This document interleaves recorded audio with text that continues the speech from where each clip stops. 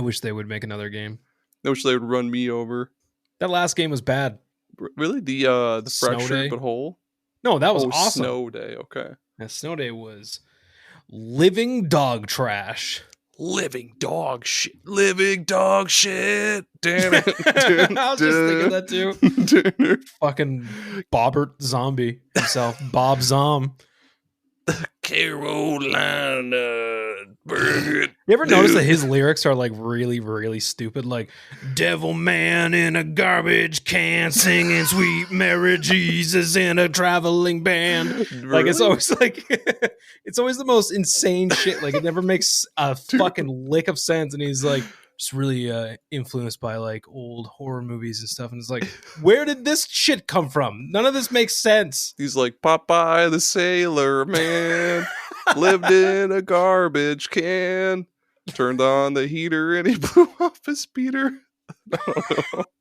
Oh my god. Everybody's like, fuck yeah. Like, fucking open this fucking pit up. Dude. Open my pit. Oh no.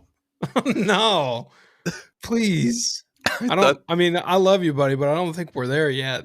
That's true. Yeah, we got at least 2 more dates. Yeah, shit, are you ready to open this pit up? The show? I'm ready to drink cyanide. Let's go. Let's go. What to do, everybody? My name's Aaron. I want to fucking yabba dabba die. And I'm Gerry. Just do the thing. You're listening to SuperPod Saga. Sluts.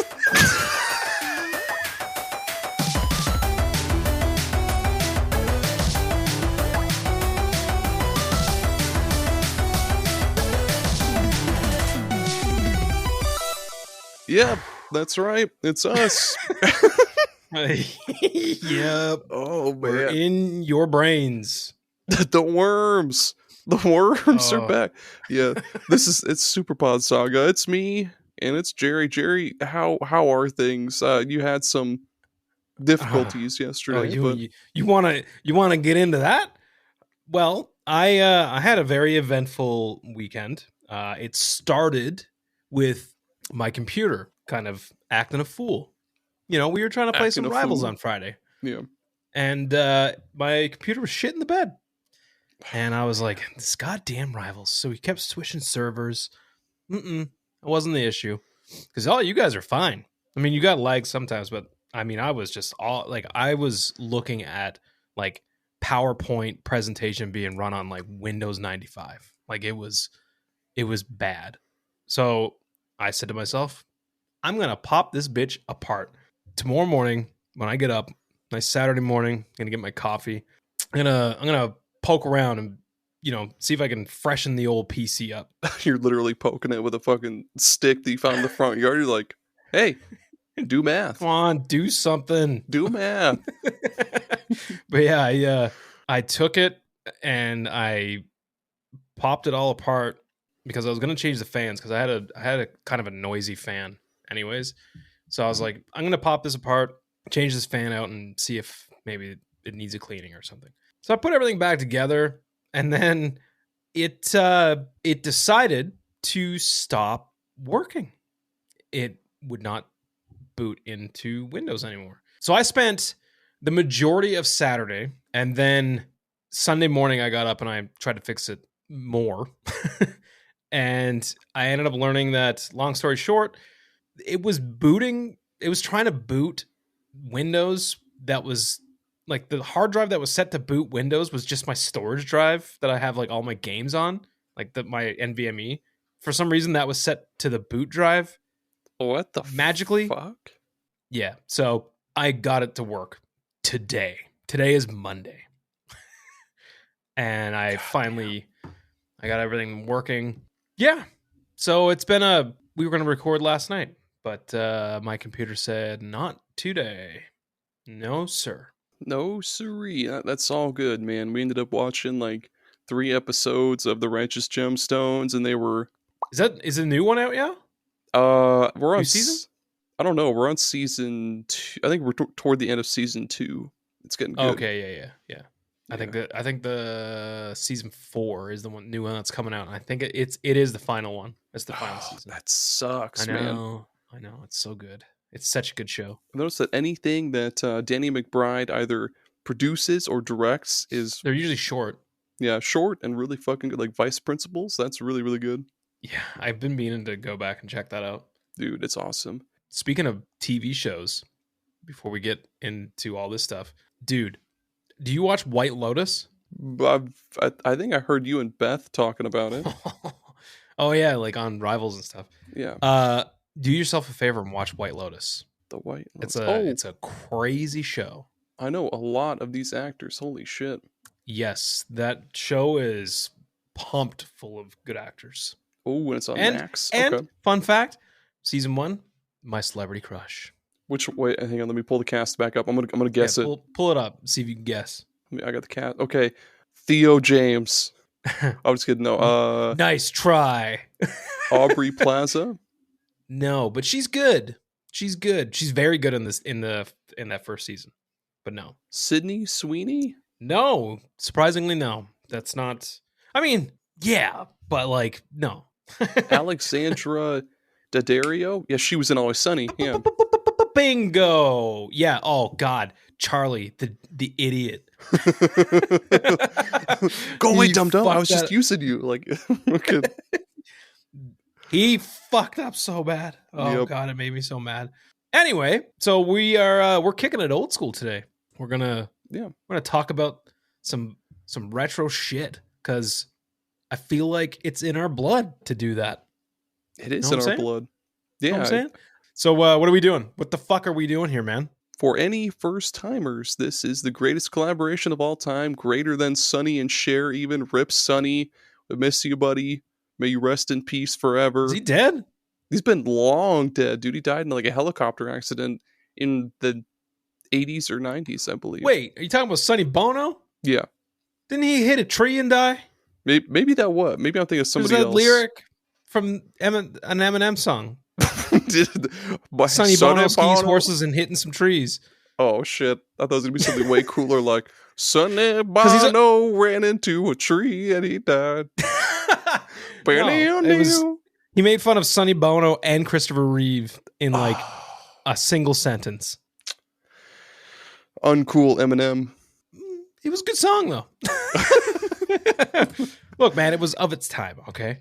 It is very of its time. Yeah. So yeah, we're on a quest to discuss every single video game topic in existence week by week. This week, we're discussing the Sega Genesis. Like Jerry said, we're going old school. Well, Sega Genesis, or if you live anywhere outside of North America, the Mega Drive. The Master. Or yeah, the Mega Drive, sorry. It's literally only the Sega Genesis in North America. So you, me, Mexico, that's it. Mega Drive.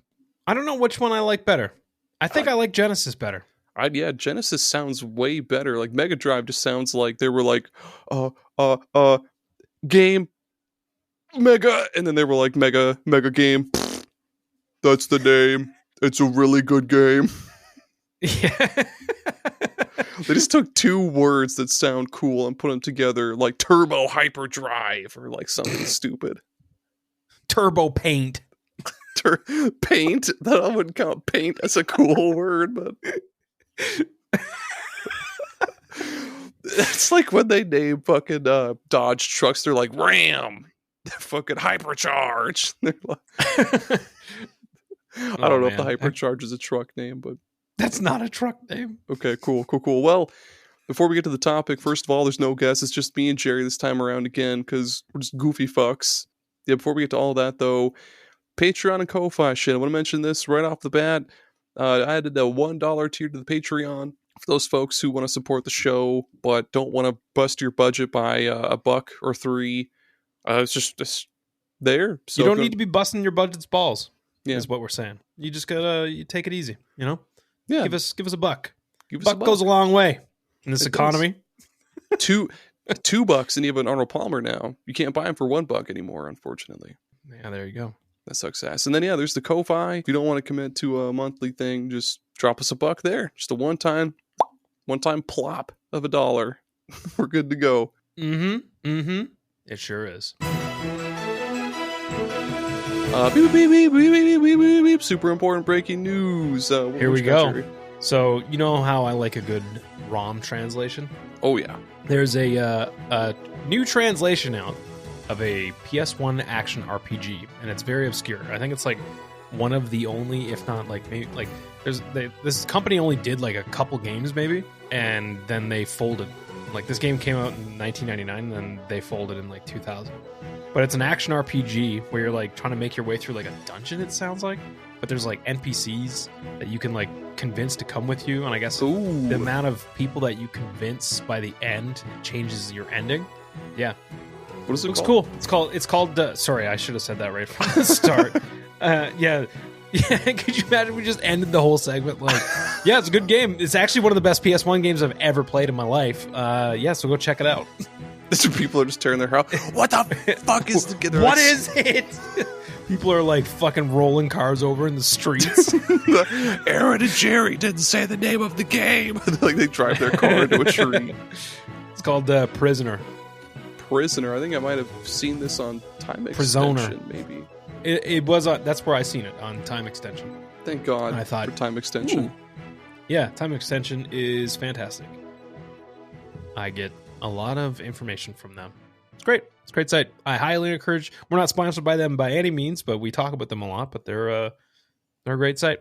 I would encourage everybody to go there for their retro news. It's retro not nudes. Retro nudes, dude. Do you remember when like boobs were like really like whoop? Like they had like the shape of a banana? Like you ever see like a 70s porn? I don't know about 70s porn, but I know like well, do yourself a favor after this is over.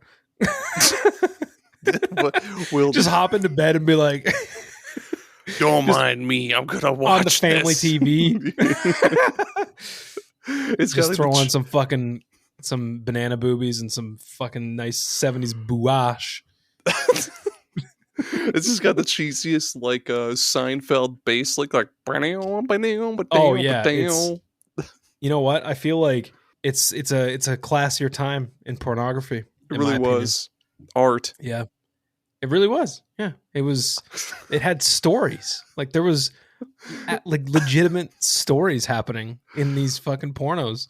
And like you don't get that now. The story what's the story now? This is right to the action. There's no setup. There's no exposition. It's just like I was trying to do the dishes, but all of a sudden now there's just this dick in me. I don't know what to do about it. That's the title. Oops, I slipped. Whoops, I did the dishes. Number 56. Holy shit! It's gonna be the name of my autobiography. Shit. Yeah, but yeah, for real, go check out that 70s porn. I highly encourage it. It's good for everybody, man. Amazing soundtracks, good stories. Soundtrack. That's just nothing but like slapping sounds. Oh, it's just like... It literally sounds like a fucking Genesis game. Like I would watch a fucking porno with like that Genesis like sound, like dudes are just like, yeah, what's up? Just fucking synced people up getting to the bass railed to like the God. Sickest bass slaps, the sickest 16-bit bass slaps you've ever heard in your life.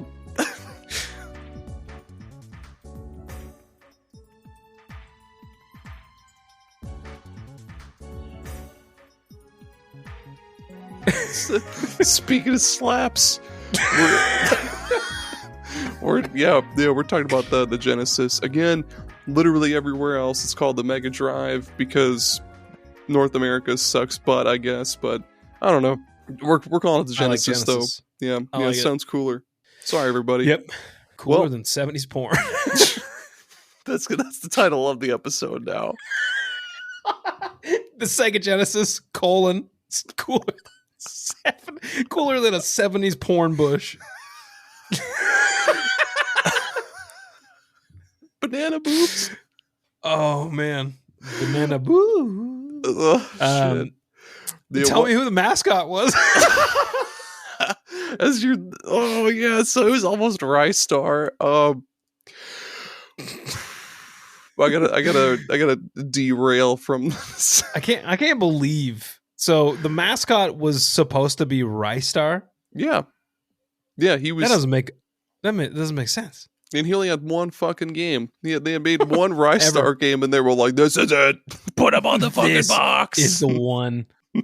This is him, or as the face of our company. We're signing a deal with Universal as we speak for a movie adaptation." Shit. Did you fucking imagine? Steven Spielberg on the line. The RCU, the Rystar Cinematic Universe. They've got him teaming up with Echo the Dolphin, and like, if Sonic never came to be, all of these other Sega stars would have just mashed universes, and I don't know. That'd have been kind of cool. If this was like in the same timeline of like the Dreamcast somehow, and the Genesis was the one that made them go upside down, I bet they would have turned to like some real desperate shit. Like they'd be like, "Cool Spot, what's up? You're our new mascot." Spot. That was for 7-Up. like they're gonna steal the mascot from 7-Up, or like Alfred Chicken, some fucking thing. You ever play Alfred Chicken? No. Are you talking about? You don't have to. Alfred you don't have to. Chicken. Have you never heard of Alfred Chicken? What is that on? Actually, I don't know. I can hear Mike Quest 64 calling me out, being like, "That's actually a good game." Like, I can hear him in my fucking brain right now. Fuck you, Mike. I love you, buddy, but fuck you. Because I have not played that game. Really. I think I might have thrown it on. It could be fucking good. I don't know. Mike. I don't have all the answers. All I'm saying is Ristar or Rystar or Christer, wherever the fuck his name is. They are Jesus Christ himself. Christ Air. Yeah, Rystar doing a sick Christ Air on the cover of every fucking game. Anyway. Yeah. Well, I mean, we all know who became the mascot. Yep. Sonic. Big the cat. Sonic, yep. Big the cat. Yeah, it was Sonic. And rightfully so. What a fucking cool ass character. I love Mario, and he's iconic, obviously. Like, he's massive. You know, like, I think I've seen a study saying that, like, now the general population can like, younger kids recognize Mario before they recognize, like, Disney characters and shit. That's cool. It is cool. But Sonic, on a technical level, I will say, is cooler than Mario. The games, I mean, I do like a Sonic game. I do. I really do. Some of them. Not all of them. But a lot of them. Yeah. But like, there were a lot on the Genesis that, like, really the only ones you want to play on Genesis are like 1 through 3. Because, like, what was that one? Like 3D Blast. I think that's what the top-down one was. Here's the thing, buddy. Sonic 3D Blast is not a bad game. People are out there. They're going to tell you. You're going to hear a different narrative about this game. Okay, I don't want you to believe those people talking that shit. I know the soundtrack slaps like a motherfucker, though. The game is not bad. Like, I've seen that game get so much shit, and I don't think that's a bad game. Okay. Yeah, Sonic 3D Blast. Talking shit about the Sonic 3D Blast. Yeah. So the successor to the Master System. There were like 3 versions of the Master System. By the way, there was like the SG 1000, 2000, 3000, all that shit. But yeah, the Genesis or again Mega Drive brought Sega into the 16-bit generation in 1988, which is nuts. Yeah, that's why it sounds like those old, like, because the thing for me, I don't know about you, when I would like go to a friend's house and hear some of the Sega games, like Sonic was an exception. Sonic sounded amazing. Like, it had a really unique sound at that time. Like, I never heard, I mean, I didn't play a lot of arcade games back when I was a little kid, which it kind of sounded more like some of the old like arcade cabinets and stuff. But like, I remember having I had a Super Nintendo, and I would go to like a friend's house and hear like the same game on Sega, and I'd be like, on Genesis. I will always just refer to the Genesis as Sega. Yep. I was that guy. But I would shit on people if they were like, "Are you playing that Nintendo?" I will beat your fucking got The I'll cave your regular chest in. Nintendo. Oh my god, that shit pisses me off so much. But I do the exact same thing. I just call Genesis the Sega.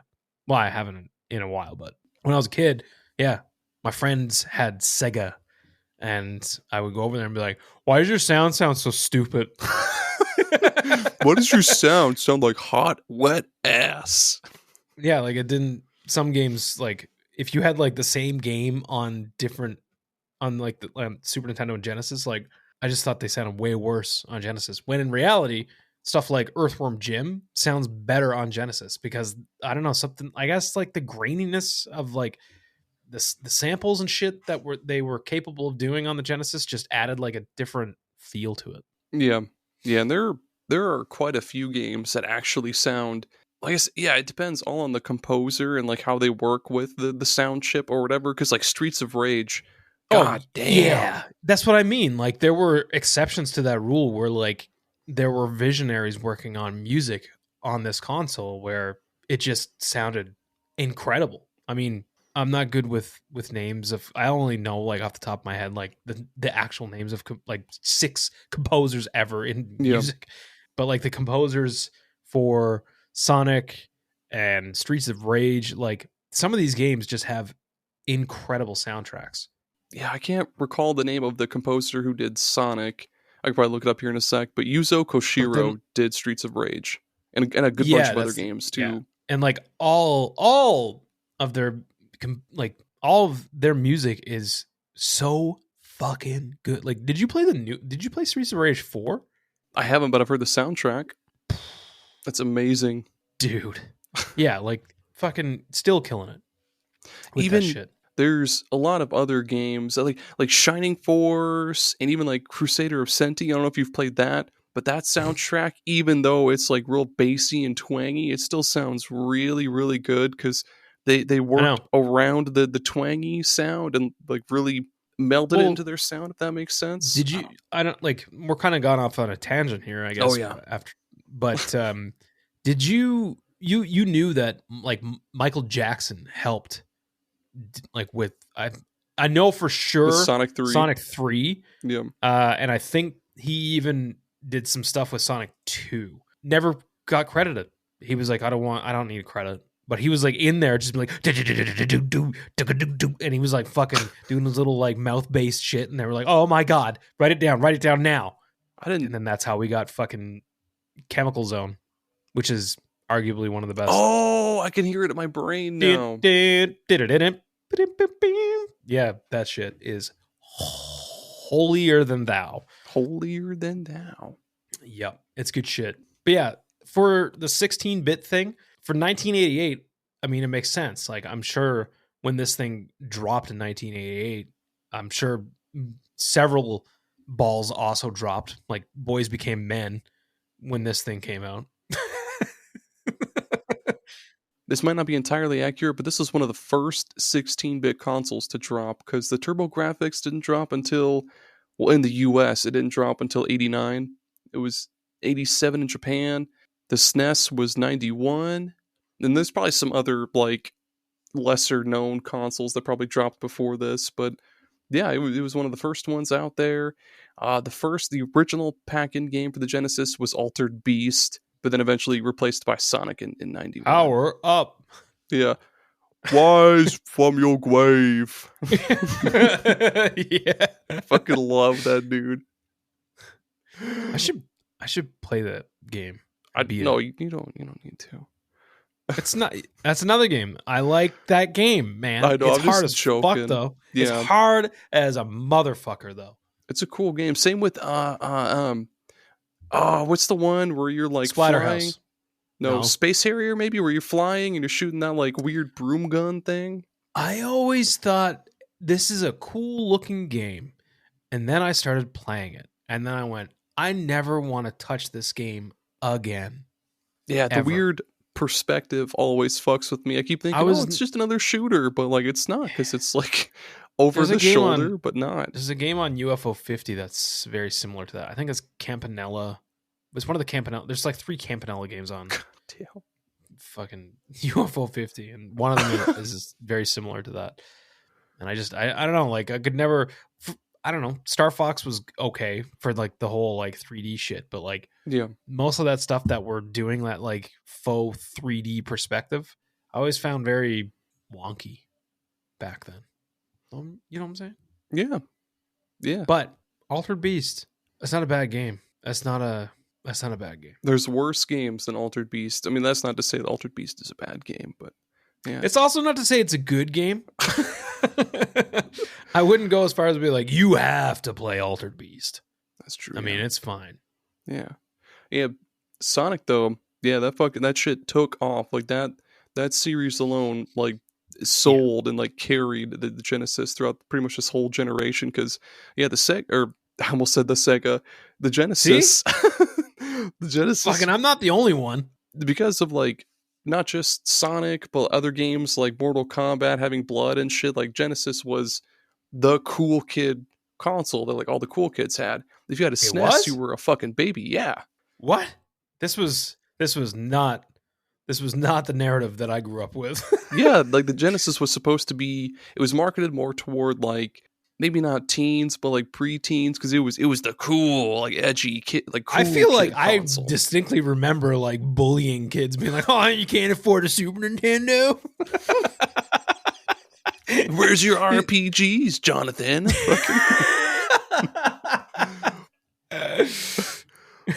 Do you have a Super FX chip?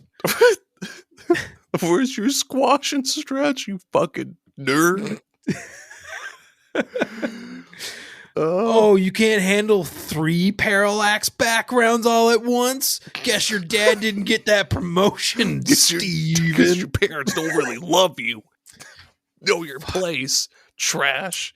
Yeah, I'm not even. I distinctly remember being like, my friend be like, "You want to go over to Neil's house and play like some Sega?" And I was like, "No, we don't have to go over to his place. He doesn't have any snacks. He's got a fucking Sega, which who cares?" I was like, "We can go to my place. Who cares? I got Dunkaroos and Super Nintendo." Oh my god, Dunkaroos, dude. Dunkaroos, string cheese, fruit roll-ups. I go raid the fucking count. Like the kitchen would be raided, and I'd be like, "It's time to go down and play some Super Mario World."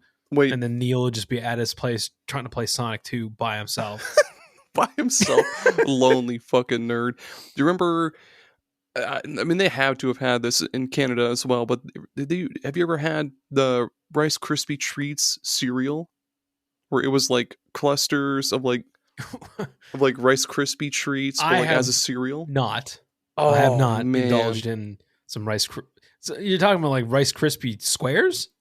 Yeah, but they had like I'm just picturing like a solid single Rice Krispie square like box. in the bowl, and you just like pour fucking. It's like not even milk. You just pour water over it. It's like when you empty out a can of like cream of mushroom soup, and it stays in the shape of the can. But that's like no, they were like. Isn't it amazing how delicious cream of mushroom soup can make a dish, but then how absolutely revolting, like godforsaken it looks. Yeah. It's like, and it like flops out of the fucking can as just like this gelatinous cylinder. My God, that sound was amazing. I hate that shit. Yeah, I wonder if there's weird psychopaths out there that eat cream of mushroom soup or like cream of celery soup. That's like the most unholy fucking creation on the face of the planet. Cream of celery. It's vile, dude. It's the nastiest. Cream of Sonic.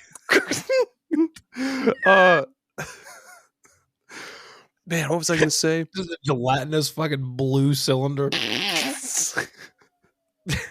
That's Big the Cat. He's purple, isn't he? No, I'm just joking. I'm just being fucking stupid. They can't have two blue things. Blue bitches. What's your like very first that you can recall memory with the Genesis? I was just thinking of this. With cream of mushroom soup. Yeah, that was the MK Ultra fucking trigger that set me off. Was thinking about gelatinous mushroom cylinders as it comes out of the can, sounding like a fucking Gen X porn. Jesus, I don't need none of that. I don't need any of that. I don't need none of that. That's my sleeper agent trigger word. Gelatinous mess. Now we need to go kill the president. For first thing that I remember was literally like going over to this kid Neil's house, and he was like, "Check this shit out," and he was like showing us. He was. Neil we were like, dude. We were like 6 or 7. He probably didn't say "check this shit out." He was like, "You guys want to see something amazing?" He probably didn't even say amazing. He's probably like, "You guys want to see something really cool?" As he shits his pants. Want to play Sonic? You guys want to play Sonic? I was like, "What is Sonic?" He's like, come see my basement, and I'll show you Sonic. And then we went down. You never came back. You know what he fucking did? Murdered you in his basement. Bitch, I'm still here. I know. I'm just joking. Get the lore right. Shit. The lore is that we went into this kid's basement, and he was like, "Check out Sonic 2." Now, normal kids would be like, "Check out Sonic 2. Throw on Sonic 2 level, like zone 1, right?" Not this dumb fuck. I like where he turned on the fucking 2-player bullshit. That's like a race. And I was like, this looks like Uniracers. Sucks. And I was like, I'm going home. I thought you said this was cool. I'm going to go home and play Uniracers. And then I kind of like, there was a couple of other our friends that were there. And I feel like we were just all standing around watching him throw this racing thing on. He didn't even have 2 controllers. He just turned on the racing thing, and he's like, and it's like the split screen, and he's just on the top doing the thing. Or maybe he did have another controller, but none of us wanted to even play it. You just like, so he was like, "Isn't that cool?" I feel like he was like really into it, and then he was like, "Isn't that cool?" And when he turned around, we were just gone. We were like, "This sucks. Let's just leave." Went to my place and played some Super Nintendo. But in hindsight, if he had have shown me Sonic 2 proper, I probably would have ran home and screamed at my parents to buy me a Genesis right there and then. But that's not what I seen first. Typical dumb kid shit. And then it wasn't until when I moved to a different city, and that's where I met Greg when I was but a wee boy, and he had a Sega Genesis. So I feel like a lot of my time playing Genesis was actually at Greg's place. And he had good shit. Like he had that good. He had Sonic 2, which I finally got to play proper. I remember us playing because we figured out that you could, like, the second player could play as Tails. And yeah, we played a bunch of that. He had Vector Man, which is also fantastic. Yes. You ever played Vector Man? Fuck yeah, that game's awesome. Vector Man's good. Yep. So he had that. I think he had Streets of Rage 2. Like he had bangers. That's all he had was bangers. Mostly. He might have owned Lion King. And that's a bad game. But yeah, it was mostly bangers. So that was really my first proper introduction to the console. What about you? I've got 2 floating in my brain, but I'm pretty sure the earliest one was, so as a kid, I would go to my dad's house every other weekend, and sometimes my dad would have to work on the weekend, so he would drop my brother and I off at my uncle's place, and my uncle at a Denny's. Yeah, he dropped us off at a Denny's.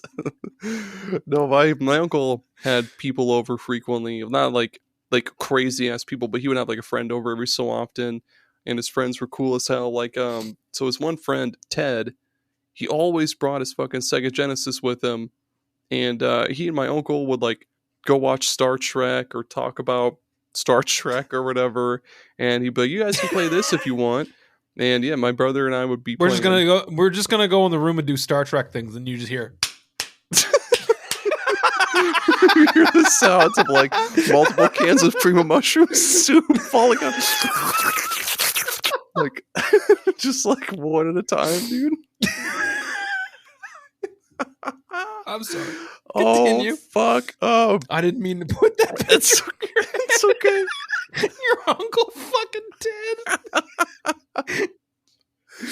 Oh man, yeah. Go on. So we would play. We would play Sonic or Earthworm Jim or... I hope those claps come up on the recording. Yeah, it was either Earthworm Jim or Sonic or other games. I can't remember. Those were like the two most memorable ones because Earthworm Jim was just very what the fuck to us as kids. Are you gonna make it, dude? I'm just wondering if you actually ever considered that might be the thing that's happening. No, I didn't. I was fucking Dude, like... Ted, don't forget to bring your Genesis over. Don't forget the kids are going to be here. We don't want to let them hear us fucking. Don't forget to bring a rubber and the Sega Genesis. I got a box of condoms and Sega Genesis. I'm ready to go. Dude, oh my fucking god. Then yeah, whenever lunchtime rolled around, he would microwave us some of like the cheapest chicken patties on the planet, and they always tasted like shit. All this is just an excuse to go fuck Dad. Every time. Your kids, here's some chicken patties and a Sega Genesis. We're gonna go watch Star Trek or whatever.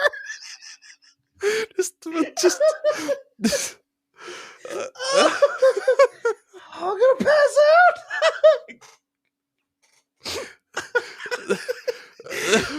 I'm sorry, I gotta get it out. I won't stop thinking about it. I'll never get past it. Oh god. Oh Jesus Christ! Look, you see fucking I'm crying. I'm crying. My eyes are fucking watering so bad. R.I.P. Ted's cheeks. Anyways, go on. Oh, I can't after that. My chest hurts so bad. No, yeah. We used to watch Laserdisc movies a lot too.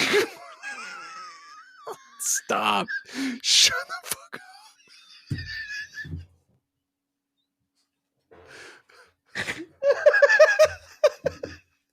Oh man. Here you go, kids. Here's some chicken patties and a Sega Genesis. Go play Sonic. You guys like laser discs? You hear some of the most like guttural sounds coming from the other half of the trailer.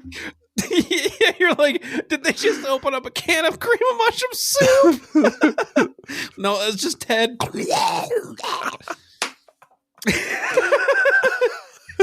It sounded like fucking crank. Oh. Fucking holy shit, man. Ted getting snapped in half. Fucking snizzed or whatever, dude. Holy shit. Man, God bless Ted. Shout out to Ted, man. Speaking of tight, dude, that controller though.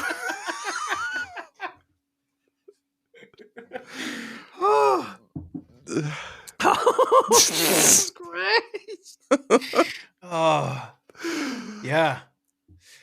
It was a very tight controller. As you dump it out of the can. I agree that is still a very tight controller. Actually, I was playing some Sega Genesis yesterday, and on my Mister, and I got the Genesis Classic sitting over on the shelf there, and got those controllers. I bought the Genesis, like the mini, specifically for the controllers. For Mister. I've been debating on getting the one for the Nintendo Switch Online shit, because they sell like a wireless one for Nintendo Switch only if you're a Switch Online subscriber. And if it's you're like nasty like that. Yeah, dude. if you're real X-rated like that. Yeah, it's like fucking $40 or $50 though. So like, I don't know. I feel like I could get like an 8-bit DOE or like some other brand one for much cheaper. Which brand, like the wireless one, is which one? It's an actual like first party one for Switch.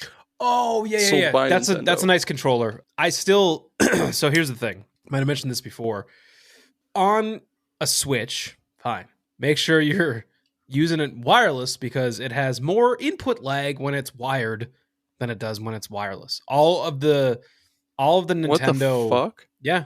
all the Nintendo controllers have more input lag when they're wired. That said, I don't really notice it. I play N64 on the Mister with the N64 online controller, and I play it wired.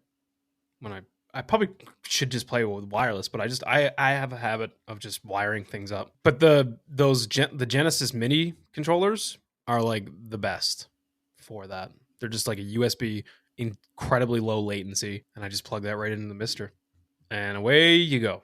Away you go. I really like the ones from Retrobit because they have those see-through blue ones. They have the Saturn Those controllers as well too. Aren't they those are the Saturn ones, right?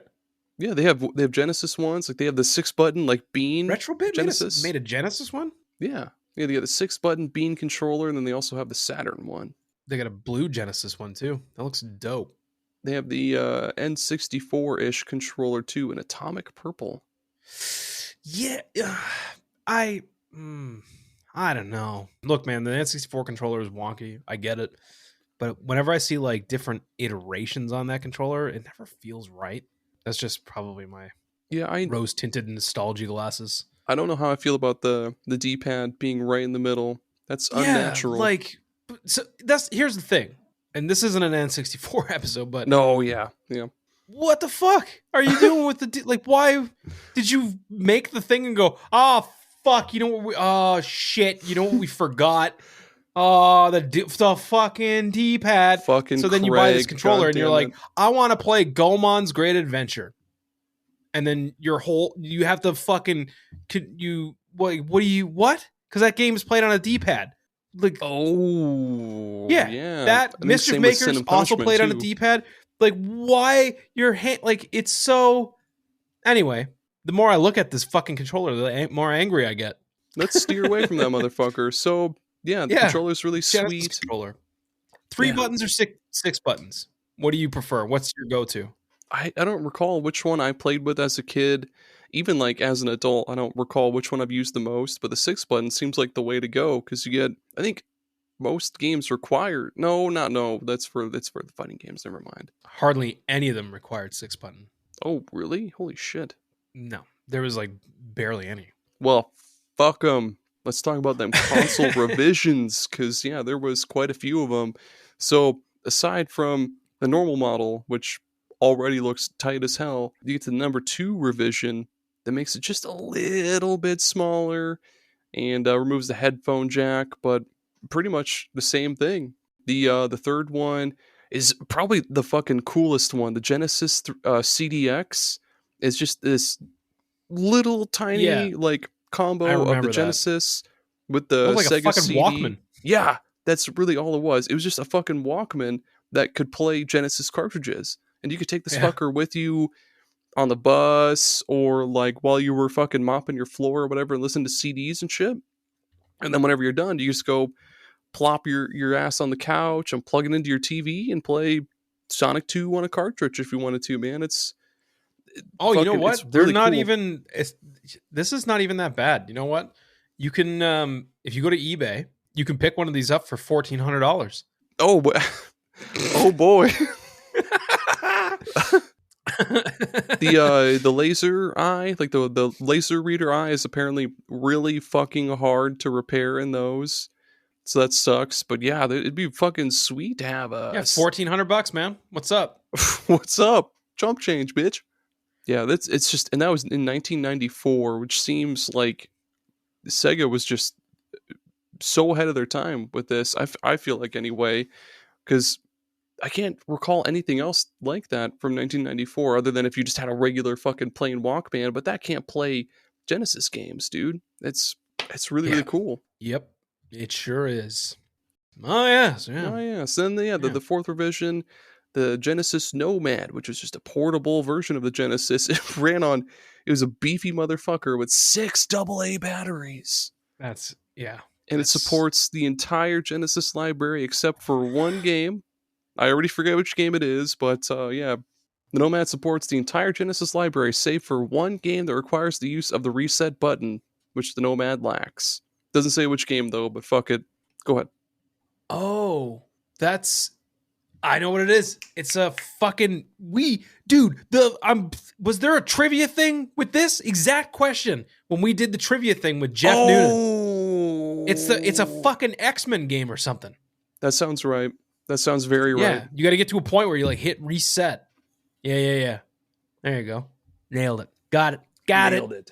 I was gonna say though that this would also be incompatible with my parents' finances. Because 6 AA batteries in the 90s? Are you out of your fucking mind? There were zero... Well, maybe there was a rechargeable battery here or there back then. But yeah, almost everything ran on fucking batteries. Your Game Boy, your Nomad, your CD players, your fucking everything. AA.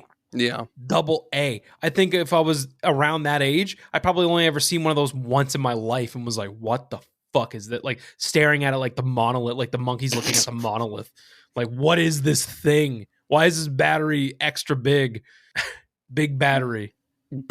Big boy battery. Because it's those big beefy fucking batteries, right? Like the AA's, the cylinder ones. Yeah, it's like a fatter cylinder one. It's not like a D battery is like a rectangle.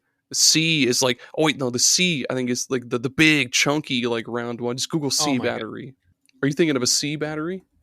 That's what I'm thinking of.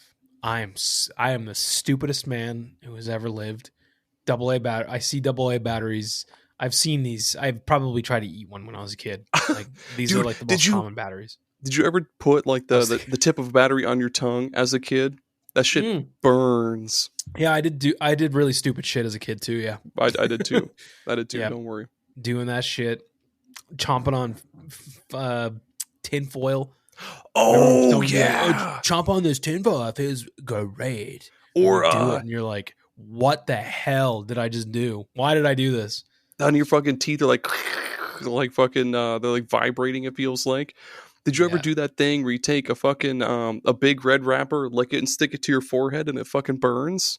What? Go get yourself a pack of big red bubble gum, or not bubble gum, a big red gum, and then obviously take the gum out, lick the wrapper, and then stick it on your forehead, and it fucking burns, dude. What kind of chemical shit is in that wrapper that would burn skin? I don't know. Cinnamon? I don't know. That is insane. I did not know this. It's cool. Listeners, go do that right now. Stop the podcast and go do that. Go burn yourselves with And then big while you're red. at it, like lick your hand and then like rub it really vigorously and then smell it. Oh, or like rub a batter or not rub a battery. Fuck. Rub an eraser on your arm a bunch and like all the hair off. I just remember that giving like fucking burns. Like people would have like scars and shit. Oh hell yeah. It was like we used to call it a wussy test. That's what it was called. A wussy test? A wussy test. You'd be like, you ready for a fucking wussy test? And like the grade 6 bully would come up and just start vigorously like rubbing your hand with this eraser. Jesus Christ. Yeah. I went to school in Guantanamo Bay, man. What's up? What's up? I know Osama. He dead. Gave him a wussy test though before he passed. Fucking clapped him. I clapped his fucking hand up with that eraser. Oh shit! Turns out he was a fucking bitch. He apparently had he apparently had a whole shit ton of Game Boy Advance ROMs and shit when they found him. No, he didn't. Are you serious? That was a thing. There was this rumor about how like when they found him, he had a computer loaded up. He was just trying to get through fucking goddamn Mega Man Battle Network in peace in his little cave. Yeah, when they found him, he only had one more gym to go in Pokemon. I'm gonna Google Osama bin Laden computer. And fucking Zero Dark 30 happened. Oh, dude. Took away all his fucking ROMs. Computer. So during a 2011 raid on Osama bin Laden's compound in Abbottabad, Pakistan, they found Final Fantasy VII, Half-Life, Counter-Strike, Super Mario Bros., Yoshi's Island DS, Dragon Ball Z, and Devil May Cry. They found documentaries of Osama bin Laden. They found home He's videos, just watching himself. He's videos. like, yeah, I did that shit. Yeah, I did that too. Ice Age, Dawn of the Dinosaurs, Ants, Tom and Jerry, and Jackie Chan Adventures. Jackie Chan Adventures, no wonder. That show slapped, dude, though. That show was so good. I thought when you first said that, I thought you were going to say that when they found him in his like underground bunker that he had like 6 Sega Genesis all like strapped together, and he was like, "I'll do it. I'll do it." They're like, "Put your hands up," and he was like, "Nope, I'll blow. So help me God, I'll blow this bitch to kingdom come." And then one fucking nerd on the like the U.S. Navy SEALs or whatever, he's like, "It's just Chemical Zone, like dude. Those aren't dynamite. Those are Sega Genesises." They're like, "Shut up, nerd." Sega genocide. Sega genocide. Oh shit, dude. Speaking of genocide, dude, let's talk about those accessories. Let's get the fucking activator out of the way, because that thing's fucking stupid. It's just a fucking octagon that you slap onto the floor, and then you could kind of play games using like your movements. Oh, like, yeah. Think of like the Kinect if it sucked way more balls. Suck more balls than Ted on a Tuesday night. Shit. Yeah, so the Sega CD was pretty cool. I think Sega CD had some cool stuff. It did. It had Shining Force CD, better audio. Sonic CD is an insane game, dude. It is. That was like the reason to own a Sega CD. It had the cool anime cutscenes too. I think that's one of the biggest draws of that whole fucking thing was the cool like animated cutscenes you get in a lot of games, like Lunar. I think it had both Eternal Blue and Silver Star Story. I get the names mixed up all the time, but those had really cool anime cutscenes on there too, and voice acting. Terrible voice acting, but voice acting. Yeah, it had it, and yeah, the Sega CD had this cool like startup thing where it was like you see this space background and the Sega CD logo would come up like. Oh yeah. I've seen that before. It's really cool. I like that shit. I've seen it like when you emulate it. I think you can. There's an option to like leave the BIOS like on so that like when it starts up, you actually see that startup thing. Yeah, I think. I'm not 100% sure, but I think so. Yeah, that's cool. I know I've seen it. And then, of course, there was the toilet of the Sega. The fucking 32X. The Sega Genesis toilet, the 32X. Man, what a piece of shit. To kind of go along with that too, there were a couple different kinds of the Sega CD and one that kind of incorporated 32X. So like the Sega CD originally was like this like side by side with the Genesis, and you got like the 2-in-1, and then there was of course the CDX, and then there was the fucking Tower of Power where it was like the Sega CD. It was a fucking Frankenstein, as AVGN it was awesome. Is what it was. It was a Frankenstein of a like if you had basically the Sega Genesis became like the Megazord of consoles. Like you just the Mega had all Horde. These different.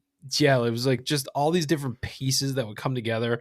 None of them were on their own were like super good, especially not the like Sega CD. Yes, to an extent, but it was also like what's the real takeaway here? There's a few exclusive games, but not anything worth really buying for the 32X. I don't know if I've never ever met anybody that had like the whole thing. Like when I was a kid, like people have them now because they collect them, but like back then I just remember like 32X commercials. I'd be like, there's another new Sega console? Like what do you mean? Even as a kid, I was like, what? Like, why is this happening? And then it's just another hole. It's just another hole. It's just a fucking adapter. Like, and then you just get Sonic and Knuckles and stack them on top of each other until they go to your ceiling.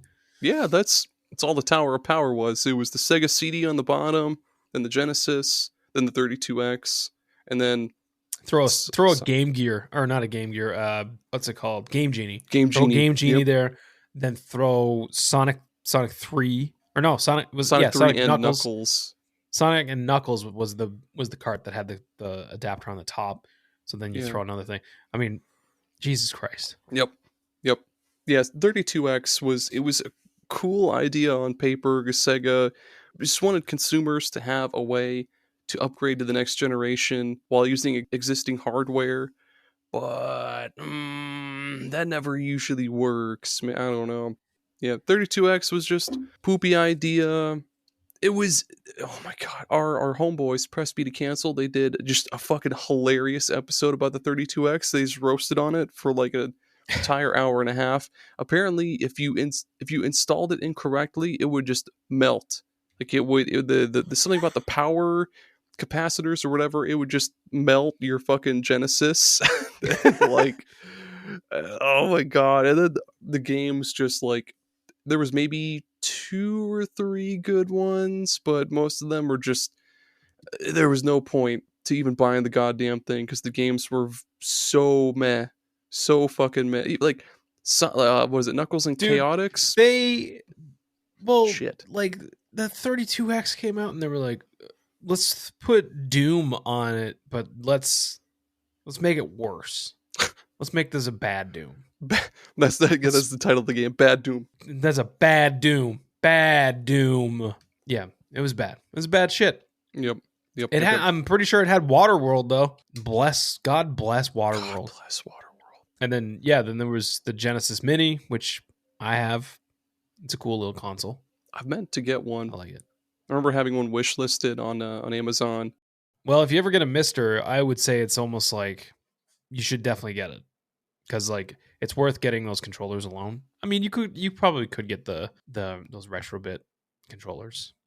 So yeah, then the Sega channel had some very peculiar things about it. You could like download games, but it was like demos or something. Like you could download a game, like it would be like, this week on the Sega channel, you could download Mortal Kombat.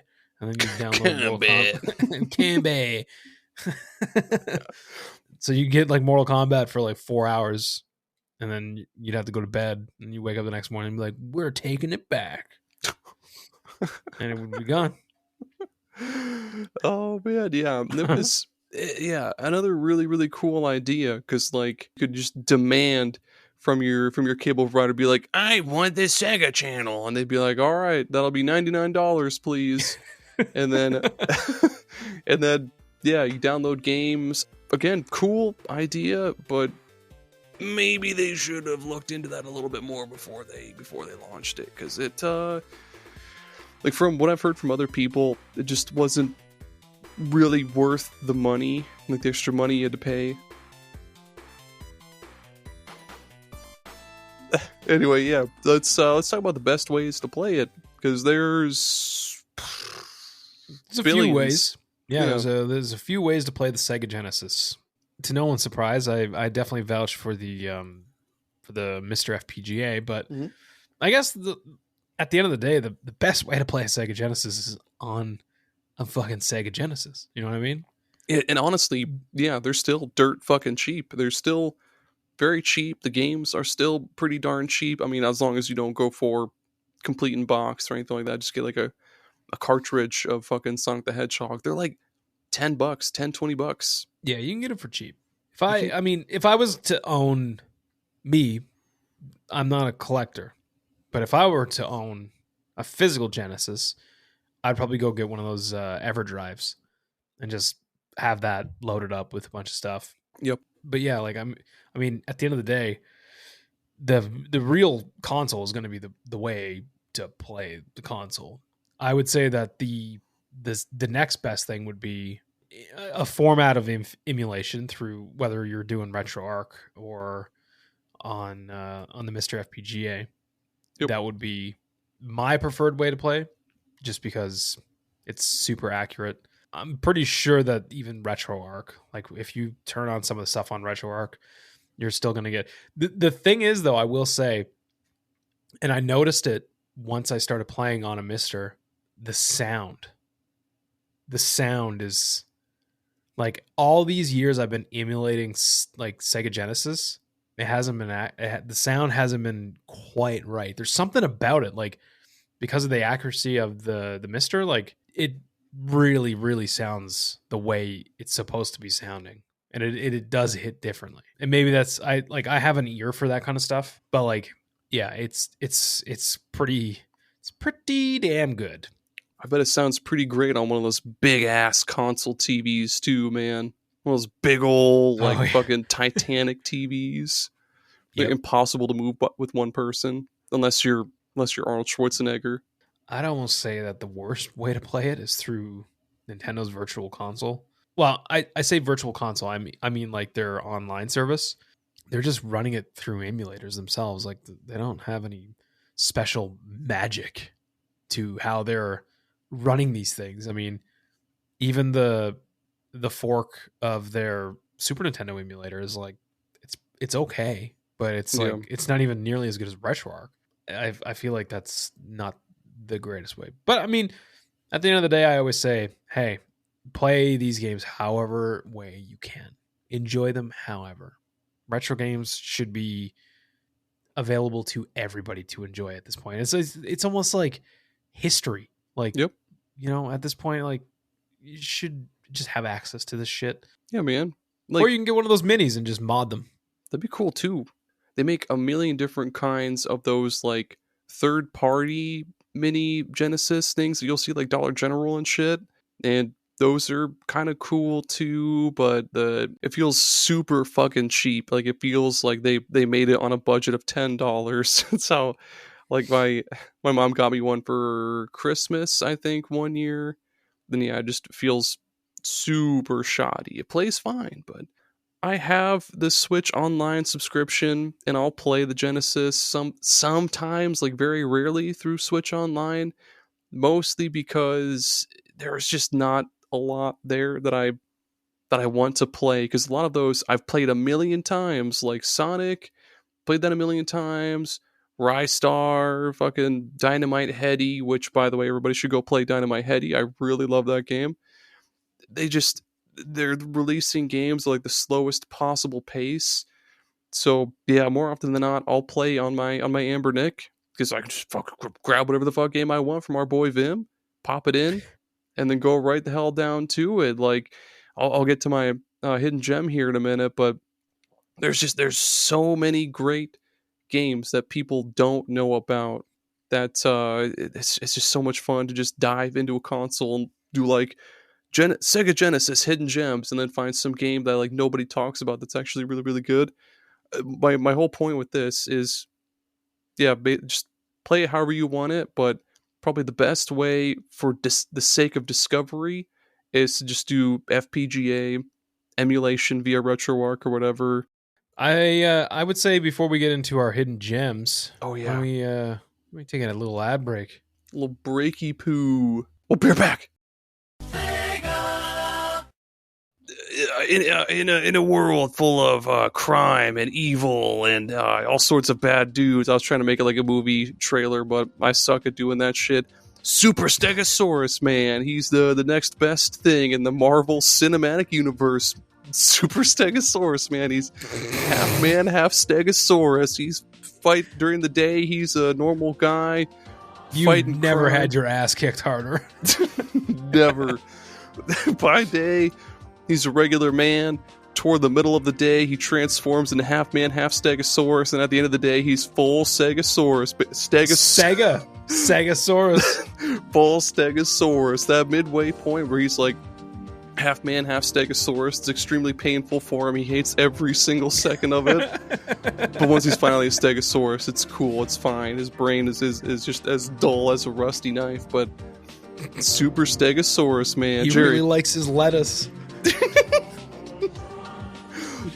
Going if you full didn't know, herbivore. Stegosaurus were not carnivorous. They're herbivores. Omnivores. I'm smoking on a blunt. Were they omnivores? They're herbivores, I'm pretty sure. Herbie goes to prison vores. Herbie is very into vor. Which is gross. He, I don't know if you knew this or not, but Stegosaurus, man. Super Stegosaurus, man. He has been... Super Stegosaurus, man, has been convicted of a few different things. But he vowed to change his life around and fight crime. The thing is... thank God. He hasn't really fought anything yet, because by the time the day rolls around and he turns into full Stegosaurus, he doesn't understand what crime is because he's a fucking Stegosaurus, and he just.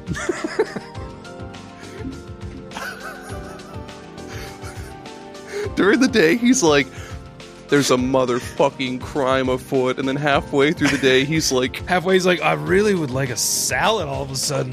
I'm such a meat eater. I don't understand. To walk on four legs. He looks at one hand and it's like a normal hand, then he looks at his other one and it's like a full Stegosaurus hoof, and he's like, what is happening to me? This is crazy. I've got the sudden urge to I've got the sudden urge to eat plants everywhere, all kinds. I don't know why, like, Marvel even approached him and was like, hey, you want to, like, they for sure went up to him and was like, you want to be the next X-Men? And then, like, some executive was like, hey, he's worthless during most of the day. Isn't he a mutant? It doesn't fucking, look at him. He's a god. He's a Stegosaurus. He doesn't know. He doesn't know what the fuck's going on. He knows plants. He knows how to shit. He knows how to growl. And that's it. That's all he does. That's what he knows. He doesn't know how to drive a fucking car. Like, he can't drive a car to save his life. Maybe in the daytime. He can't jump. He can't lift things. He can't throw a shield or shoot a bow. He's just a fucking Stegosaurus. Speaking of Ted. You can't remember those painful memories of your Uncle Ted when you were a Stegosaurus with no brain. The brain, the brain the size of this is all just a narrative for you to cope. The Super Stegosaurus is actually Aaron trying to purge his childhood memories. So he just turns himself into a Stegosaurus at night, so he doesn't have to think about it. All he has to do is just Stegosaurus around the house. And his wife has to just deal with it. But she's like on the verge of collapse, and she's like, I can't do it anymore. I can't just be married to this dinosaur. Yeah, and she's like, I can't, Aaron, I can't deal with the Stegosaurus stuff anymore, man. Ooh. Just fucking ripping lettuce out of the fucking fridge just with my face. Just stampeding around the backyard, tied to a fucking stick. With a fucking just going around dog circles. Chain. Yeah, fucking neighbors are like, some fucking weird dog they got over there at the Classens. See their fucking cat? See that cat out in the backyard? That big green cat with the fucking bumps on it? Always talking about eating lettuce and fighting crime? Dude, he's gonna be the next best thing. Just you wait, man. He's gonna have a whole, like, love arc with Black Widow, and they're gonna bug, kinda, because it'll be when it's like... God, like, I hope it's between 9 a.m. and 12 p.m. Yeah, exactly, dude. They're like... They're flying in the, like, Avengers jet or wherever the fuck, I don't know. They're like, oh god, what time is it? And it's like 7 p.m. and they're like, oh fuck, we didn't put him in the cage. And then he's just like walking around into the cockpit. He's like, or whatever the fuck sound a Stegosaurus would make. I just assume it's a dude. Have you ever heard the real sound a Tyrannosaurus Rex made? No. It's ridiculous. Look that shit up. I bet a Stegosaurus sounded just as stupid. It probably did, dude. It definitely wasn't like, woo. Definitely didn't sound like it was in Jurassic Park. It was probably like, caw, caw. But we had some crazy fucking cawing or some shit. Like, because they were like, I don't know. That was just a giant fucking scaly turkey, is all that is, with some bumps on it. Because they were just birds. They're birds, man. Random dumb thought. So humans are warm-blooded, dinosaurs are cold-blooded. Do you think, like, during the day when he's a human, he was like, man, the temperature in here is perfect. And then, like, halfway through the day, he's like, I'm confused. Into, like, anaphylactic shock, just, like, shivering on the ground. But then also, like, very hot. So he's got, like, the cold sweats that you feel when you get, like, a flu. Yeah, dude. And then when he's a dinosaur, he's just like, I need a fucking sweater now. But he's a dinosaur, so he's like, oh. Imagine if there's, like, somebody miraculously out in this universe somewhere that gets a hold of this and they're like, they are that person that can't help but turn into a Stegosaurus by the end of the day, and they're like, they don't know what it's like, man. Yeah, they'll never know. They'll never know the struggles of Super Stegosaurus, man. It's a secret kink to want to be a Stegosaurus at night. Peg me like one of your dinos or whatever. Oh God. Anyway, Yeah. thanks Marvel and Super Stegosaurus Man for sponsoring this episode. Put them in Rivals, by the way. That'd be cool. Thank you for sponsoring this episode. Thank you. Back. All right. Yeah, all right. Yeah, we're back talking about them hidden gems. Each of us brought one hidden gem to this whole shebang. Because otherwise, I mean, we'd be here all day if we could pick like 3 or 5. Yeah. You go first. So, as I was looking, because when we were talking about doing this episode, and a few days ago, I was like, I'm sure there's like lists upon lists upon lists of hidden gems for the Sega, like all these retro consoles now. There's hidden gem lists. Yeah. And it's kind of, the term itself has kind of like lost its like pizzazz for me, because there's just like none of these things are really all that hidden anymore. I mean, there's like the very well-known hidden gems. Odd times you'll see like something. Mine is not something that's like super under the radar that people are going to go, I've never heard of it. Crusader of Centy is a hidden gem for me because hell yeah, I've heard about this game and I always kind of just was like, I don't really want to play like, I don't know, like a Zelda knockoff that's just on Genesis. But I threw this on a few days ago and I was kind of surprised by how fun it was. It's not really a Zelda clone. It's kind of its own thing in a way, but it's fun. It's got great graphics. The music could be a little better. It's not terrible, but I kind of like it. Essentially what it is, it's a top-down game. Definitely kind of resembles like A Link to the Past in a sense, but at the same time it's its own thing. Like you kind of, I haven't even got that far yet, but what I've played of it, I actually quite enjoy the combat, and I like how like you can equip different things to like the different buttons. It's cool. It's a cool little game. I would say, like people are gonna, as soon as you pick up a Sega Genesis, or if you start to play one, or if you're gonna go grab some ROMs, obviously you're gonna grab those Sonic games. Oh, yeah. Probably gonna grab like a Vector Man, which I would say is not a hidden gem, but it's like kind of overlooked. Like underappreciated. Oh yeah, overlooked is good. Yeah, it's definitely overlooked. So there's definitely like the normal list of things, but I would say throw a Crusader of Centy in the mix and kind of see where you land on it, because you know what, I'd be curious to know what people actually think of this game, and if there's people that have played it, let us know, because I'm curious if I should keep going. It's not a very long game. I think it's only like 12 hours or something. That's not terrible. Like it's not terribly long, but it's cool. Yeah, I like it. Aaron, what say you we play the game? The game where you guess how much is a copy of Crusader of Centy. And put your hands up. I don't want to see you Googling a goddamn thing. I already know this one's expensive. Are we going? You said loose. Let's copy, go right? loose price. Let's see if you can guess that loose price. $330. Good guess. Nope. $420. That's fucking for nuts, a loose man. Copy of Crusader of Centy, and a complete price. I don't even want to. I do want to know. $1,384, and that's $1,384. No, sorry, $1,384.16. I don't know why. Like who makes these fucking prices up that they got to add cents? Where's my 16 cents, you son of a bitch? He pulls a gun. The inflation, because of the inflation, we have to put 16 cents onto Crusader of Centy.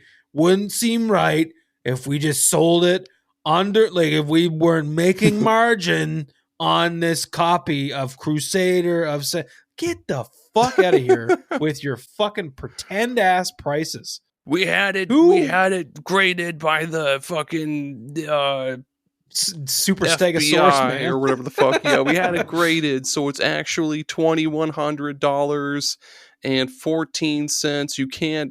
You can't round it up. You round it down. I don't know. Shut up. Just shut up with your stupid made up pretend prices. $1,300 for a complete and box copy. That's wild. You know what's crazy? Huh? You know what's crazy? I'm looking at this this chart. In 2008, the year of our Lord, this game was worth $27.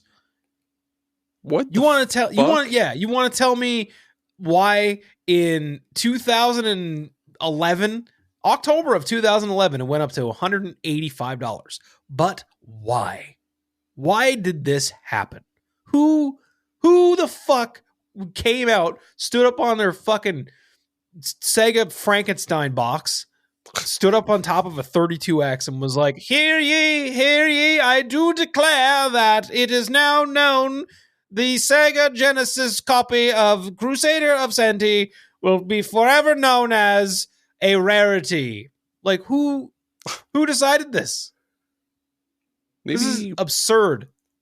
Maybe all the copies got bought up by like one person and they were like, hey, I'm going to drive up the price and then they're going to sell like hotcakes. And then like, I don't know, something like stupid like that. eBay, Crusader of Century, Sega Genesis, cartridge only, 100% authentic, guaranteed, $399.99. No, thank you. Nope. Go to Vim's Lair. Yep. EverDrive. Fuck that. Good Lord.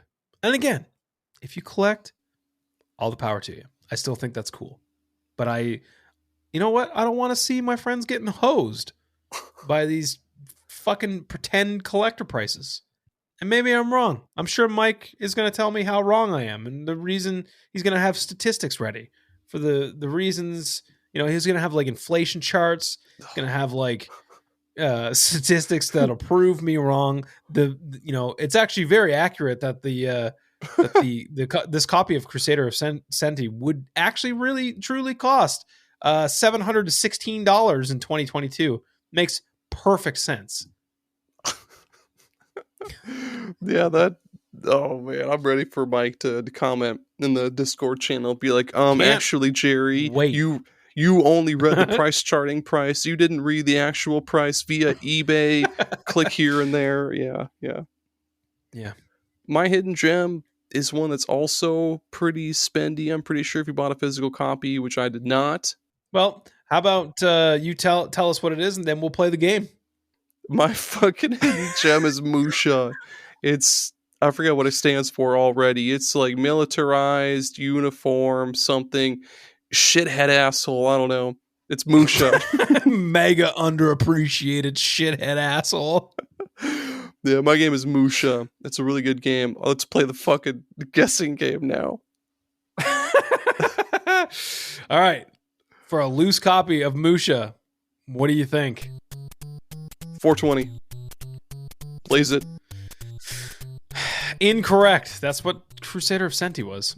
A loose copy of M.U.S.H.A is $251. Still spendy. The hell? It was $34 in 2008. Go figure. I mean, those were different times, man. I was a high school kid. Eating sugar sandwiches and shit. Sugar sandwich? Can I have a mayonnaise and sugar sandwich, please, Mom? Ugh, God Can you make sure you put extra fruit roll-ups on there? Oh my God, that reminds me of fucking Mr. Deeds. Probably had enough fucking pizza rolls and undercooked chicken patties from fucking Tez that could keep you going during school. Oreos and gumballs, my favorite. Fucking, or whatever the fuck that pizza was in Mr. Deeds. Maybe it was Oreos and French fries. You know what? I don't know. I don't enjoy, nor do I appreciate bubblegum ice cream. What the hell? Why would you do that? Why would you put you've had a bubblegum? You've had bubblegum ice cream, right? I've had it. I don't mind it. It's not my first pick ever, but I don't mind it. But it's absurd. You're like trying to have your ice cream, but then at the same time you're like chewing up this fucking gum. Jesus and Christ. You're just trying to have an ice cream. Like what was the purpose of this? So stupid. Oh God, it's stupid. Not to go off on a tangent, but I feel that way about when people put fucking gummy bears or gummy anything in their froyo or ice cream. Like, that shit is impossible to chew. They get so fucking hard. It is impossible to chew them. It's like chewing rocks. Don't do that. Stop putting gummy bears and gummy shit in ice cream. People go to like these ice cream shops and they're like, watch me load up my ice cream. And then they just start throwing like the goddamn kitchen inside their ice cream. Like, get out of here with all this stuff. Like, it's frozen yogurt, Jonathan. It's supposed to be healthier. And then they fucking load it up with Kit Kats. I don't know if you have like those like, we used to have one in Canada called M.U.S.H.A. Oh, yeah. Yep. And it was like right? Yep. It's like, I don't need a full goddamn Oreo in my Sunday, let alone like you just see these kids being like, Baba, gotta put 4 Oreos in my Sunday. And then like they put 4 Oreos and then they're like, let's throw like a handful of gummy worms. Let's just throw that in there. By the time it's over, it's not even a fucking ice cream treat anymore. It's goddamn stupid. It's just like, it's a convenience store fucking bowl of slop is what that turns into. Anyway. If you're going to do froyo, do it right. Mix 4 flavors. That's what I do every fucking time. Maybe get some brownie crumbles in there, but just mix 4 flavors that don't make sense. Call it a day. Anyway, M.U.S.H.A for the Sega Genesis. It's a really cool vertical shmup. The whole aesthetic of the thing is that instead of being like space or whatever, like Thunder Force and like every other shmup, I don't know what Japanese eras or what, but it's like samurai era Japan. There's like Japanese buildings, and basically instead of like a spaceship, you pilot this mech suit that resembles kind of a samurai. Every so often throughout levels, there's like 3 different kinds of power-ups. There's water, fire, and thunder. And water gives you this like rotating bubble shield kind of thing that'll protect you from projectiles, and it'll destroy enemies when they touch it. Thunder gives you this cool, like, constant beam of energy that you can shoot out at enemies. And then fire gives you these, like, little cluster missiles and bombs and shit that you shoot everywhere. And with each consecutive one that you pick up of the same type, it'll level up and increase in power and do all sorts of other cool things, like the electricity one. And when you get to, like, level 4, the beam that you shoot out, it goes from, like, this little tiny string bean thing to like Ron Jeremy shit. It's just a gigantic ass beam. Yeah, it gets very girthy. It's just this gigantic beam. The water one, it goes from being like just from the most pathetic shit ever to this gigantic shield that's just annihilating anything that comes near you. It's awesome. And you also there's also these little drones you can pick up that, like, the more you pick up, they'll also upgrade your main weapons. And that's another cool thing too. See, your main weapon, which is just you shoot bullets, but you also have your fucking secondary weapon, which is like the fire and the electricity shit, like the beam, and you can just hold down like the A and B buttons and just shoot both of those at the same time. And then you also have your little like drones on whichever side. And you can pick and choose which direction and shit you want your drones to face at all times. Like, you have them shooting forward with you constantly or shooting behind you and shit. The bosses are fucking huge and they're really awesome. And it's just one of those games where it's hard as fuck, but once you learn like enemy patterns and placements and like where they're gonna go, it's so much fucking fun. I've never gotten past stage 4 because it's just such an asshole, but it's fun, man. It's really good. Get some cheats. That's what I've been noticing lately, is that because with some of the Mr. stuff, like, they don't have save states and stuff. Yeah. But what I've found is that, like, with Mr. and like RetroArch has it too, where like you can just get like the cheats and like turn on whatever. So like, because I have all the cheats already imported for like all the games, most of the games have like infinite lives or like infinite That's cool. continues or like stuff like that. I woke up on Saturday morning, and before I decided to totally fuck over my computer, I decided I was going to play some more Genesis. Before I turned on Crusader Centy, you know what I did? I sat down and I beat a goddamn game. I beat the Flintstones on Sega Genesis for some reason. You know what? That's not a bad game. It's made by Taito. It's like a decent little platformer. Jesus Christ Almighty, is that game hard? Like, it is unnecessarily hard. So then I ended up just turning on Infinite Continues, and because I didn't have a save state function, so I was like, well, I guess I'm just beating this game now. I'm already like 3 levels deep, so may as well just keep going. And I did. I finished it. Beat. That's how you do it. That's how you do it, Aaron. That's how you do it. You sit down and you commit. I tried. To fucking yabba dabba do it. Yabba dabba blow a hole in my fucking head. M.U.S.H.A stage 4 is just so fucking hard, man. I really tried. I think there's only like 7 stages. That's hidden gems. There you go. Yeah. Well, I guess it's that time, right? It is time. It is that time. Random recommended games. Yeah, it's the most, it's the saddest part of the show, but it's also the most generous. And we always like to leave you guys and girls and folks and dogs and cats, all of us, Stegosaurus, Uncle Ted's with his blown apart asshole.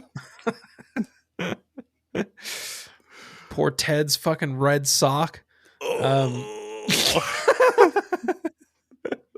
Red sock Ted, we called him.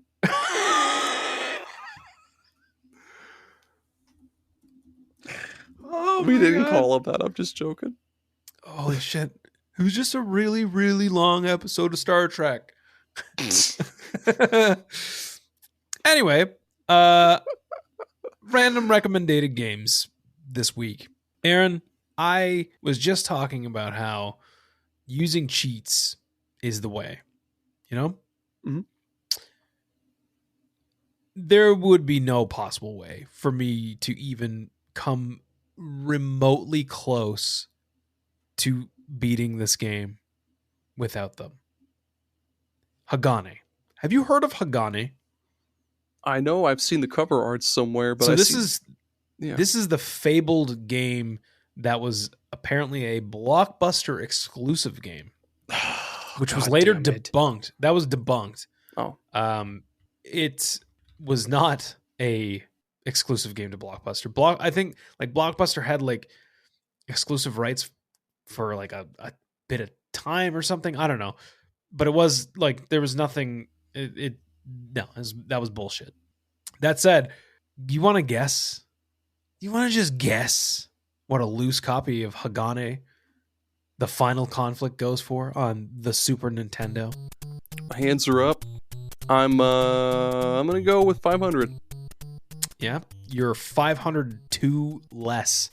It's fucking $1,000, 1,016 to be exact, for a loose copy of this game. Complete price is damn near $3,000. Oh, I about threw up. 3,000. God damn. 3,000. That said, this game is really fucking good. It's not $3,000 good. I would just go download this game from somewhere. It's incredibly difficult, and I mean like the kind of difficulty that like Ninja Gaiden for NES introduced. Like, it is very difficult, but god damn it, is it a good game. It is so good. It has like such a robust like move set and stuff that you can do in the game. Like, there's a lot of different like actions and stuff that you can do. You have like multiple alternate weapons and stuff that you can use. Hell yeah. Kind of has like the Castlevania kind of thing where like you have like a certain currency of like weapon uses. There's like a jump and then down kick attack thing. You can like do it diagonally. You can keep like bouncing off stuff. You can like do a wall jump and like bounce off walls and stuff. You can like jump in the air, and it's very precise too. Like that's the thing. Like you can jump in the air and do like a spinning like forward. It's like a double jump, but like instead of double jumping, you just jump and then spin forward.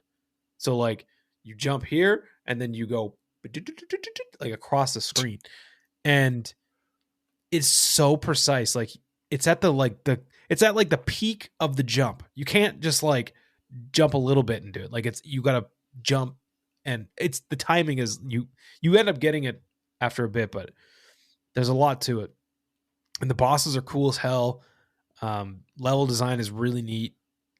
And I don't think it's terribly long. It might take you a long time to beat it because it is. I'm telling you, it is brutally. If you like a brutally difficult game, definitely check this out. And the reason why I even checked this out, I was at my buddy's place on the weekend, and him and I both got super into Ninja Gaiden. Like, I completed Ninja Gaiden Black after, and I loved it, and immediately started Ninja Gaiden 2, like right away. And I've just been on like this kick of like, yeah, man, give me all those hard ninja games. And this is one of them. Like, this is very much like that. And the thing was too, we had just, have you ever heard of, I always butcher the name. I think it's called Vengeful Guardian Moon Rider. Have you heard of this game? No, I don't think so. So it's by the same people that made Oni Ken and Odalis. And I think they did like a Contra spinoff, kind of like not a spinoff, but like a Contra type game. They make incredibly good games that are all like in like a 16-bit kind of fat. Well, Oniken was almost like an 8-bit one, but they usually do like a 16-bit kind of look. And yeah, they did one called Vengeful Guardian Moon Rider. And after we finished that game, and I was like, man, we should throw in like this Hagane game. I've always wanted to play it.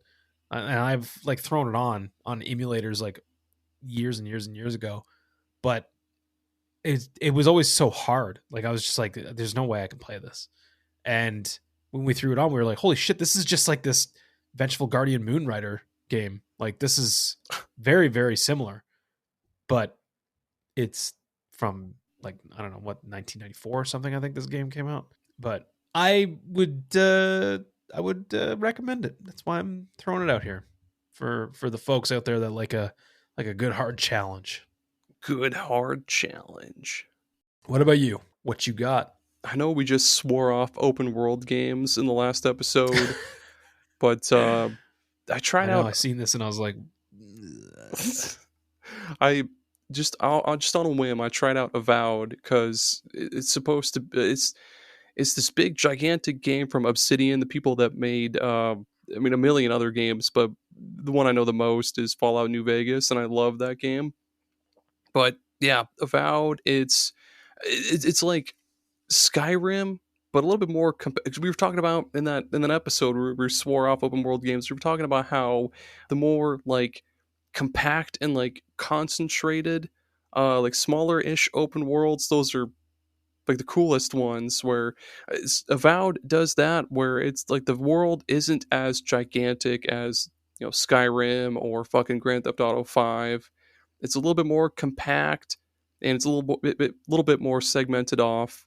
But there's a lot of attention to detail. Like everything feels handcrafted, and pretty much anywhere you see on the map, you can just go to it and explore. And it's almost a mix of like Skyrim and Breath of the Wild because you can pretty much do parkour. You can just run around and like just jump on ledges and pull yourself up and sprint and run and jump and shit. And it's great. Really? Yeah. I threw it on today, actually, just briefly when I got my PC back up and running. I was like, yeah, let me just throw this on real quick just to test it out. And I just made like a character, but I opted out of looking like like an ascended clicker from The Last of Us. I didn't want like fucking plants growing out of my face. So I was like, no, I don't want that. And then I started the game, and I was on a beach. There's some guy, fucking blue guy, crying and shit. And I was like, what the fuck is your problem? And then he was like, I can come with you, sir. And I was like, fucking, all right, here we go. Go grab that stick, friend. And let's go fuck shit up. And then I turned it off. It gets so much better right out. Like after that, after you get to like the first city, it gets really good. There's so much customization to your character that you can do. Like you're not tied to one specific like class or play style. I know you can kind of do that same shit in Skyrim and shit, but you can basically pick and choose different skills that you want in like the fighter, the wizard, or the like ranger skill trees. Because like the way I play is you can have like 2 loadouts at any time. I have one where it's just like this 2-handed unique axe that gives me health back whenever I fucking murder something, which is all the time because the axe does humongo damage and like knocks everybody's bodies like 50 yards that way whenever I swing it.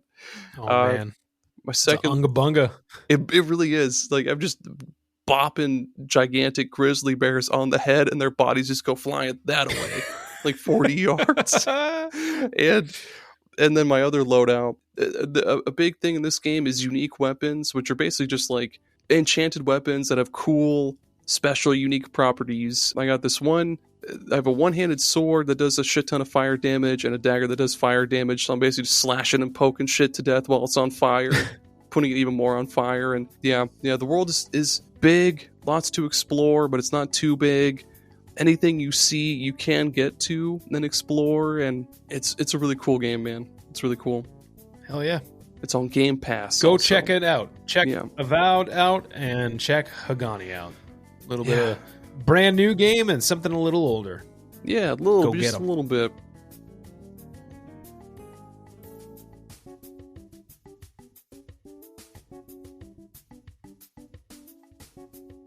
Speaking of checking out, thanks for checking us out. Thanks for hanging out.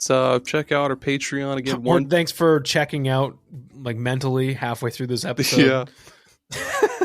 After the 15th Uncle Ted reference, thank you for checking out.